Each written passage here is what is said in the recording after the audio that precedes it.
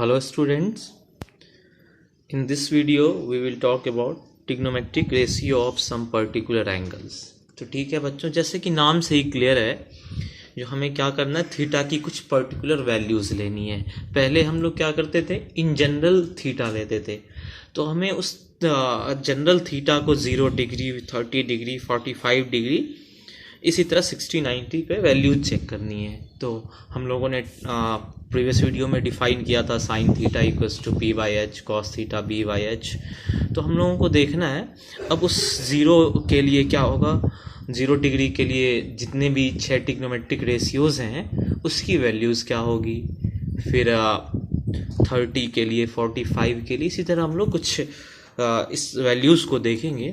तो हमें इन वैल्यूज़ को याद रखने की ज़रूरत है। तो सबसे पहला क्वेश्चन ये आता है, जो ये साइन 0 डिग्री की वैल्यू 0 कैसे आई, कॉस 0 1 कैसे हुआ। तो सब इसलिए मैंने पहले चार्ट बना दिया है, उसके बाद मैं प्रूफ पे आऊँगा। तो आप लोगों ने चार्ट देख लिया, जो साइन 0 0 कॉस 0 1। तो अभी मैं इसके प्रूफ, पहले मैं 0 डिग्री के लिए प्रूफ करता हूँ, ठीक है। तो आप देख सकते, आप देखो, फॉर 0 डिग्री, फॉर 0 डिग्री। तो 0 डिग्री के लिए क्या होगा, मतलब अपन एक, याद करो, एक राइट एंगल बनाते थे, ठीक है, और ये हमारा जनरल थीटा होता था। लेट से ए बी सी हमारा कोई राइट एंगल ट्रायंगल है, राइट एंगल एट बी। तो हमें क्या करना है, जो ये 0 डिग्री यानी थीटा की वैल्यू 0 होगी, तो कब होगा, जब आप इसको मूव करो। देखो, इस लाइन को मूव करते जाओगे, थीटा कम हो रहा है, फिर मूव करो, मूव करो, यानी कब 0 होगा बच्चों, जब AC क्या हो जाए, AB के बराबर हो जाए, और हमारा BC 0 हो जाए, तभी तो होगा। देखो आप क्या कर रहे हो, इस वाले लाइन को पकड़ के रोटेट कर रहे हो, यानी थीटा धीरे धीरे कम होता जा रहा है। तो ये वाली जो लाइन परपेंडिकुलर है वाली है, ये तो हट जाएगी, ऑटोमेटिक है, ये टेंस टू 0 हो जाएगा, तभी तो एक दूसरे पे कोलैप्स करेंगे। और ये जब भी कोलैप्स करे, ये लाइन एक दूसरे पे ओवरलैप करेंगे, तो ये थीटा क्या हो जाएगा, हमारा 0 डिग्री हो जाएगा, ठीक है। तो इस केस में हमें क्या रिजल्ट मिला है, AC AB के बराबर होगा और BC 0 होगा। तो इसका मीनिंग क्या हुआ, AC बाई AB क्या होगा, 1 होगा, ठीक है, और BC बाई AC कितना होगा, 0, क्योंकि BC 0 है और किसी तो ये रेशियो क्या होगा, 0 होगा। अब जब ये हमने थीटा लिया है, तो ये हमारा बेस होगा और ये परपेंडिकुलर होगा, ठीक है बच्चों। तो हमारा साइन थीटा, जब जनरल थीटा लेते थे हम, तो साइन थीटा का क्या फॉर्मूला होता था, perpendicular upon hypotenuse, that is BC upon AC, ठीक है बच्चों। तो हमें क्या, इन जनरल थीटा की जगह पे 0 लेना है। तो हम साइन 0 क्या होगा, साइन 0, तो 0 डिग्री में तो हमारा परपेंडिकुलर कुछ बचा ही नहीं, ठीक है ना, समझ आ रहा है ना। ये जब 0 डिग्री ले रहे हो, तो ये हमारा परपेंडिकुलर वेनिश हो रहा है, यानी टेंस टू 0 हो रहा है। तो ये BC अपॉन, इस केस में क्या आता है, BC अपॉन AC की वैल्यू 0, तो साइन 0 0 प्रूफ हो गया, ठीक है। इसी तरह आप कॉस पे आओ, कॉस 0 डिग्री क्या होगा बच्चों, बेस अपॉन हाइपोटेनस। तो बेस क्या है, AB अपॉन AC, और ये रेशियो हमने यहां फाइंड कर ही रखा है, 1।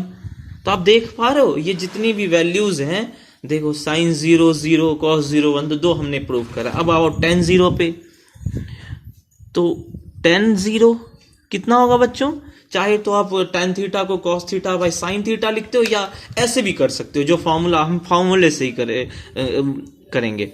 तो क्या होगा, परपेंडिकुलर अपॉन बेस, यानी BC अपॉन AB।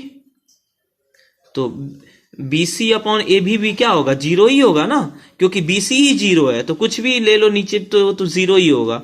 और वैसे भी tan 0 को कैसे लिख सकते हो, अपॉन tan 0 क्या होगा हमारा, tan 0 डिग्री क्या होगा, sin 0 डिवाइडेड बाय cos 0।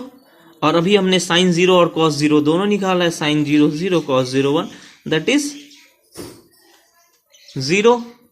ठीक है, अब हमें tan निकाल लिया हमने, अब फिर से मैं sine reverse cosec 0 find out करना है, cosec 0 डिग्री। तो इसे आप फाइंड क्या करोगे, cosec 0 क्या होगा, 1 अपॉन sin 0, sin 0 1 अपॉन 0, क्योंकि sin 0 हमारा क्या है, 0। किसी भी नंबर को 0 से डिवाइड करते हो आप तो वो डिफाइन नहीं होता, ये याद रखना आप लोग, नॉट डिफाइन, नॉट डिफाइन। ठीक है, मैं अभी इस वीडियो के लास्ट में आपको बताऊंगा क्यों डिफाइन नहीं होता। ठीक है, अभी आप बस इसी तरह sec 0 क्या होगा, sec 0 डिग्री क्या होगा, आप लोग देखो 1 अपॉन cos 0 डिग्री, और cos 0 1 है, तो हमारा sec 0 भी क्या होगा, 1 होगा। cot 0 कितना होगा बच्चों, cot 0 का वैसे भी क्या कर सकते हो, बेस अपॉन हाइपोटेनस या 1 अपॉन, क्योंकि tan 0 हमने निकाल ही रखा है, तो 1 अपॉन tan 0, और tan 0 क्या है, 0, तो tan 0 0 है, तो ये 1 अपॉन 0 फिर से क्या होगा, नॉट डिफाइन, नॉट डिफाइन। तो ये वाला नॉट डिफाइन क्यों आया, आप लोग सोचो, 1 अपॉन 0 क्यों नॉट डिफाइन होता है।